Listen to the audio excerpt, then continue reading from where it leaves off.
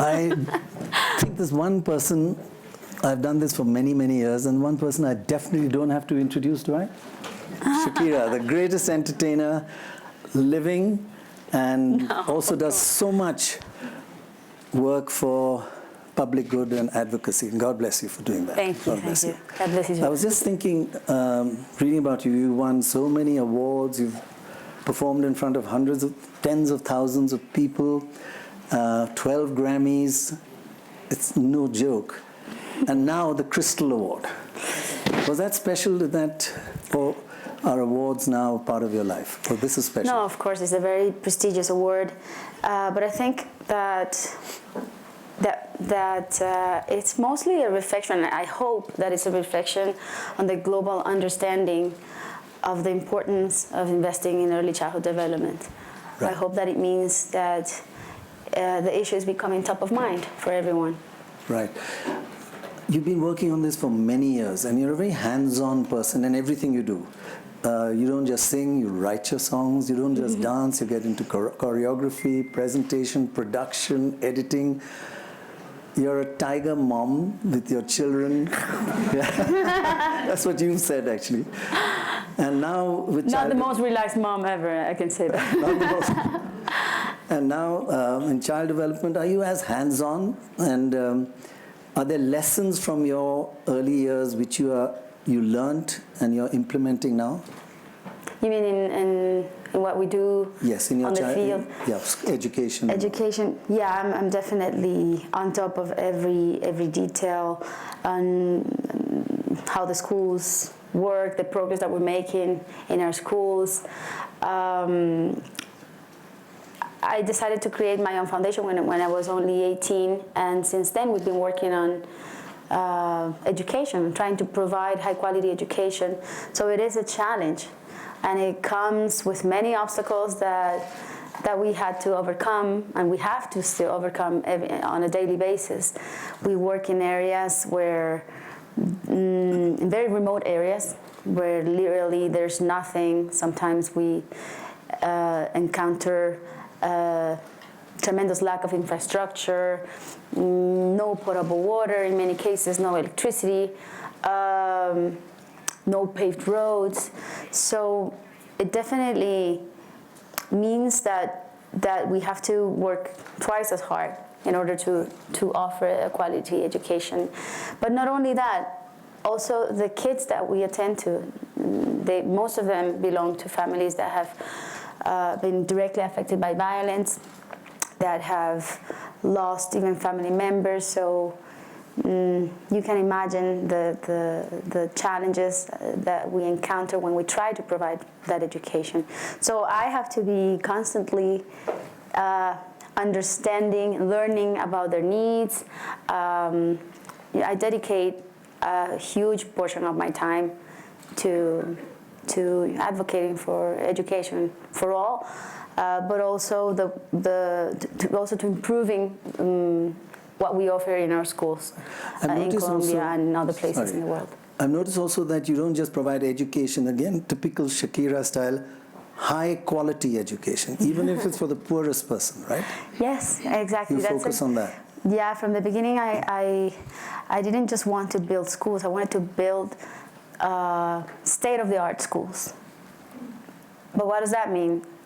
It means that they had to be comprehensive, integral. They have to encompass not only 4 walls and learning materials, they had to encompass programs to engage the entire community, to maintain the schools. School feeding program is the cornerstone upon our programs in our schools are built. Upon which, I'm sorry, my English, upon which our programs are built. I dare not even pronounce. It's definitely it's the center and the core of our work. You know, offering food in our schools is such a key, vital element in order to keep the kids in school. So little by little, we were introducing other elements that were improving what we were offering, the kind of education that we were offering. involving the parents, training teachers, and also even making available school sports facilities to the rest of the community. And on this, Barça Foundation has been very, very instrumental. We have built a football field, football pitch. I would have thought that's the first thing you built. Not exactly the first, but little by little we've been doing more and more improvements. But I'm telling you, it's so worth it. Every penny that we've invested in schools and in education have been so worth our while. I don't feel that I have wasted any money or efforts or energy when it comes to investing in education, especially on ECD. ECD strategies have early childhood development strategies have really demonstrated that are so vital when it comes to keeping kids in school as well, and to making sure that they succeed not only in school but later in life. But it's the story of your life. Shakira only takes things which have got hurdles, and then you smash each one of them. I remember as a kid, your music teacher said, "You singer, forget it." Can you imagine a music teacher? He didn't like my voice. Never let me enter the school choir. Yeah, that was a big frustration for me. Luckily, my dad was as stubborn as me, and he always encouraged me and said, no, your voice is amazing. Someday they will know. Because I had a very powerful vibrato, which I still keep. It's a very, I think a very signature thing of mine. But back in the day, it was kind of like a little disrupting for the rest of the choir. Right. So many of my classmates used to say, "Shakira, you sing like a goat." I kind of do have a little goaty thing going on. That's what the teacher said. Well, yeah, but my parents were always there, insisting on the fact that I had to believe in me and in my dreams. So I really owe them my career, really. More than that, genes. Every morning you should thank them for your genes. The other no, genes are not that important. I mean, like Professor Heckman says, some genes can be actually activated can be triggered by the environment. Yeah, absolutely. Yeah. Environment is crucial. But I also remember when you switched to English, you were already a big star in Latin, most of Latin American countries. But then you switched to English, and Rolling Stone said, "Shakira, what are you up to? Crazy." Didn't you remember that? And you proved them wrong. What did they say? Rolling Stone magazine. Yeah. Remind me, I have bad memory now, I think. No, they said you shouldn't sing in English, that's crazy. And you proved them wrong. I mean, you've had just so many huge hits. Well, no, I don't recall that. Maybe I only remember the good stuff. You remember the good stuff? Well, I must say. A lot of course, I had people who believed in me at the beginning and people who didn't. But, yeah, I guess I've been more than talented. I think I've been very persistent, and disciplined as well. That's being modest. Would anybody here agree with that? No, it's more than it's talent plus. And I think the work that you're leveraging your popularity to reach out to a wider audience and people can learn from what you're doing is just wonderful. Hundreds of schools you started. How about a round of applause for just doing it? Honestly, God bless you. Really. Well, you know what? I've had a great team of people. I would have not been able to achieve many of the things that I have achieved in life, both in professionally and philanthropically, if I didn't have a great team of committed human beings who want to see changes the same way I do. I've read about your dad. I mean, I just think he's a wonderful person. Of course, dad power, somebody said, root for dad power, right? And I do remember him. Your name means grateful or gratitude. Yeah. And he did something for you at a tough time So you understood the meaning of gratefulness. It took you to a playground. You know, my dad, he's a dreamer and idealist, and he hasn't been quite the best business person. So we, at some point in our lives, when I was 7 years old, we lost pretty much everything we had. He was doing quite well with his jewelry business, but then he made a couple of bad decisions, and voila. That's life. Yeah. Yeah, we had a financial crisis in our family, and my mom also wasn't doing very well with her own business, and things changed for us, and I never had a car ever again until I was able to buy my own when I was 15 with a fake license. But Did he know that? Yeah, but yeah, well, no, an uncle helped me. Okay.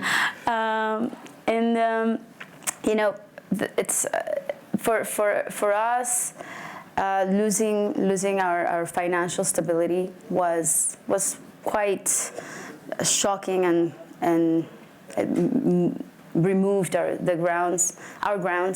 But and for me, it was quite an impact, you know, and I was very shocked by what was going on, and seeing so many things change around me. And that they took me to the park where many orphans live in Barranquilla, in my hometown. He took you to a park where orphans were. Okay. Well, yeah, and these orphans usually they sniff glue or resort to things like to terrible things like those in order to survive the tragedy of their lives. You know? And they showed me that other reality, and it marked me forever. I never forgot that night, and it made me want to do something about it. And I made a promise to myself that day. And you know, being very, very little, I was only 7 years old, but I decided that day. I decided that I wanted to succeed in life. I needed to bring my family back. I needed to vindicate them socially and economically, and someday, but I also wanted to do something about those kids. So my entire life, that image remained inside of me and accompanied me. And when I was able to have, you know, my big break in Latin America with my album Pies Descalzos, barefoot, translates barefoot, I decided to create my own foundation for children, and it was called right after my album as well. It's called the Barefoot Foundation. Right. And since then, we've been working for children, and specifically providing them a high-quality education. It was a turning point that, it was definitely to some extent, is motivated you for doing what you're doing right now. Sure. Wow. And you also wrote after that, I think your father also lost a son, and you wrote a beautiful song. Beautiful, it made my hair stand up. And Dark Glasses. Yeah, I think that was my first song. Yes. Yeah, when I was 8 years old. 8 years old. My first song, and actually it was included in my first album that was released when I was 13. I started very early. And the Dark Glasses was... Yeah, the Dark Glasses, I think it was a metaphor for him trying to like hide or conceal the pain of his loss. Right. I imagine that in my childish head, that's how I interpreted things, and so you know, I wrote a song about it with a spin on it. Yeah. You know. Beautiful. Yeah. Major emotional kind of turning points in your childhood, which obviously has helped you choose how to teach and what to teach little kids. Yeah, you know, coming from a country like mine, being born and raised in a country like Colombia, it definitely shaped me, you know, as a person I am today, and shaped my views on the world and on what we can do. And if I'm sure about something, is that we can all be active. We can all help contribute in some way to change those realities that we don't agree with, you know, those things that we grow up intolerant of, and that you don't really need to be a celebrity to affect change. You know, you can be a stay-at-home mom. You can be a young person going to college or in college. You can be a journalist, of course. But everybody nowadays, thanks to the power of social media, anybody really has a platform and a voice. Right. And there's so much that everyone can do, you know, to make issues like the lack of access to ECD programs top of mind. Well, so everybody talks about it. All I can say is two things. One is, thank God you're an entertainer, because I was at the World Cup final in South Africa, and you came in the stadium, and the whole stadium, you made them rock. That was just a wonderful moment. You remember that? Waka Waka. I've been at the World Cup 3 times in a row. I know, I don't think they're going to invite me anymore. 2006, 2010, and the last one, 2014 in Brazil. Yeah, I was there. But the year that was really exceptional for me was 2010, which is when I met the father of my kids. Yes. So I had a double purpose there. That double whammy, yeah. So, like, you're amazing, talented, and you don't just write songs, as I mentioned, sing songs, you write them, you get involved in everything. So everybody wonders, if you weren't a singer, entertainer, songwriter, what would you be? Probably a doctor. Doctor? Yeah, I like medicine. I would have probably gone to medical school. But now I'm so fascinated by neuroscience and all the new discoveries on the brain, on the human brain, that would probably be my specialty in neuroscience. Wow. Yeah, and you can do so much for people as a doctor. I think so. I think that, you know, if we all had the consciousness, the awareness that we can all do so much for others, no matter what you do in life. I mean, as a matter of fact, for the issue of early childhood that needs so much awareness, public campaigns are such an important part of it. And like I said before, making the issue top of mind. Anyone can share thoughts on the internet. Yeah. Anyone can share literature on the issue. If you work in PR and marketing, you can help craft a marketing campaign that perhaps shows parents and teachers how to best stimulate their children in the first years of their lives. If you are in the mobile and tech industry, for example, you can share your bandwidth. You can use your bandwidth to share or give for free educational material. Yeah. It's amazing. Yeah, universities can step up their research, can actually help develop a curriculum for pre-K, which doesn't exist currently in many countries. So there is really so much that can be done. And like I said before, you don't have to be a politician or a singer-songwriter or a model. Nowadays, you can reach out. To draw attention to these important issues. Or other causes that people really, that resonate with them. Let me take a quick poll of the audience. How many would have preferred Shakira be a doctor, and how many prefer her being an entertainer? Hands up for doctor. I'd be an amazing doctor. No, entertainer. How many really entertainer? Everybody entertainer. So just as well you did. I've always wondered. You've had I'd be a sexy doctor, though. I put my best effort. I've always wondered, one famous song which you wish you had sung. There's so many songs that I sometimes feel like, oh, damn, I wish I would have written that one, you know? It happens often. I think it happens to all of us singers, and that we wish we would have had those songs.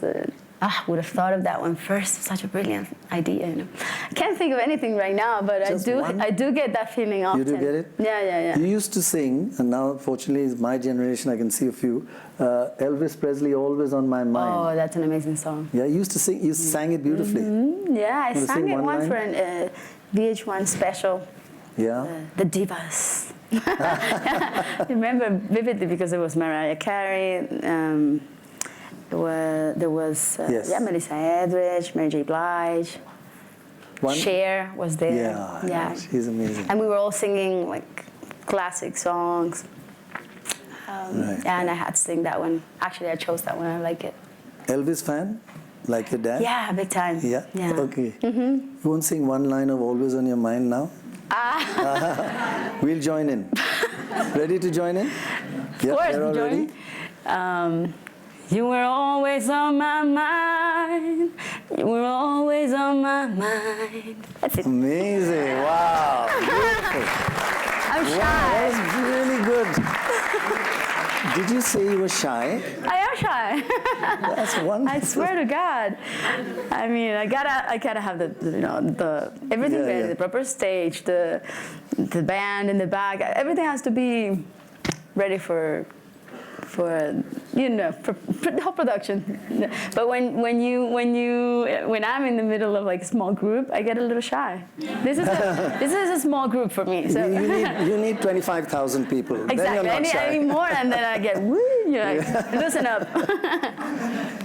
Now, I've always wondered, in your generation, our generation, me and your dad, same generation, haven't left you the greatest world. It's polluted, climate change. So a lot from us you should de-learn, and some of you did. Now you, for the kids you're teaching, back to child development, what of your generation should they not learn or de-learn? I agree with you. I think that my parents' generation and generations before them had to deal with so much suffering, and they struggled so much that perhaps they grew immune to human pain, and those images of destruction became commonplace for many of them, and perhaps they accepted or assumed that they couldn't change the reality that they were brought up with, that they were unchangeable truths. So I would certainly hope that my kids don't feel that way, and that they There's no know such thing that as they an unchangeable truth. Exactly, You can't change anything. of course, that they can really be agents of change. They can be the architects of their own destiny, our common destiny as a human race, and that they can really contribute something to society. I think that indifference is the worst, and complacency is the worst enemy of progress. So there's one thing that Shakira has promised to tell us in a couple of minutes, one secret in her life that she's never told anybody, and she's going to tell you guys now, even though you're not 25,000 people. Secret.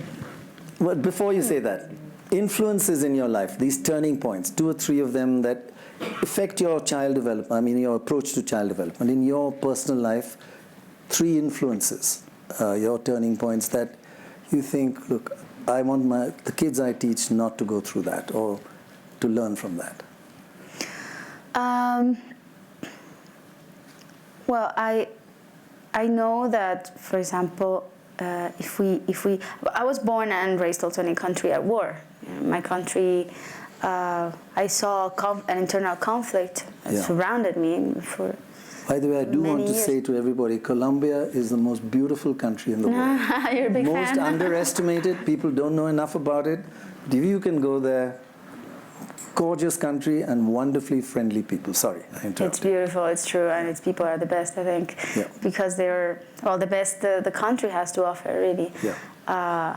They make you feel at home, right? Yeah. I'm just bold. Our whole family was just looked after by a family of Colombians who gave up their life for that. Wonderful. But you were saying. That's very sweet. I love it when someone speaks so highly of my country. Oh.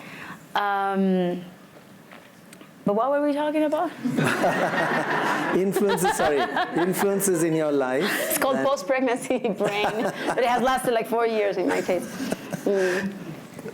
Couple of influences in your life which you make sure your children that you've learned from and you don't want them to go through it, and you make sure in your teaching. Well, violence mainly. Violence, I grew up in a very violent country, and now all Colombians, all more than ever, are hopeful that our kids and the newer generations and generations to come will be able to live in a peaceful environment where they can flourish. And however, I'm convinced that if we do want long-lasting peace, real sustainable peace, we need to think how important it is to achieve a commitment from all sectors of society. Not only the public sector, not only the government, but also the private sector. They have a great responsibility and a critical role to play. And also all sectors of society, we all have to be committed to give equal opportunities to the poor. And if you offer equal opportunities to the poor, then we're talking about a more prosperous and stable country, and a more prosperous and stable world. So you teach I do them hope that my kids understand that. The bigger picture as well. The bigger picture, and how important it will be for them to be committed to make a better world, to leave this world better than we found it. And that's actually the secret, the only secret I can think of, things I haven't said before, is that I secretly hope that my kids can become humanitarians. Of course, your own children. My own children, yeah. I don't know exactly for what causes, or I will never push anything to them, but I just hope that they are aware of the power that they can have as human beings. Right. In this new world that we're building, because it is a completely new world. I mean, we're going through the fourth industrial revolution. Everything is changing, and new realms are opening up in front of ourselves, ahead of us.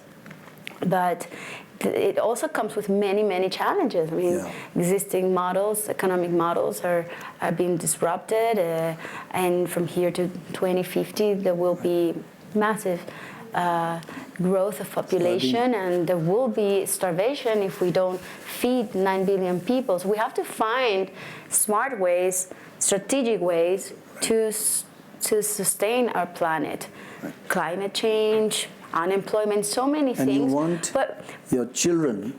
Well, my children and all the children in the world, those 250 million kids who are at risk of not receiving enough access to stimulation, education, nutrition, all of those elements that are going to be so vital to prepare them for what's coming. That's beautiful. I mean, we're already here, and we are already facing so many challenges. But there are more to come, and our kids, not only my kids, your kids, and those 250 million kids who are at risk, need to be prepared to face them. Right. In smart ways, strategic ways, and for that, they all need access to education and information. Absolutely. That's beautiful, and something's going to make everybody angry. I've been told we've run out of time. Oh, you're not going to talk forever, especially when it comes to Lichazo. God bless you. So you want your children not to be entertainers, but to change society. His dad's going to kill me because his dad wants one of them to be a football player, but I don't know about that. No, but really, whatever they do in life, even if they dedicate their lives to making shoes or whatever that they feel passionate about, they can put it at the service of social good, and they can find creative ways to solve social problems, and we all can. God bless you, Shakira. I thought your secret was going to be that you're actually motivated by Bollywood. I love Bollywood. Your Hips Don't Lie song has got some Bollywood. It does, elements, it's inspired by it, and greatly, yeah. I don't know if anybody wants to do Hips Don't Lie here. God bless you. Thank you so much. Thank you so much. Thank you so much. God bless you.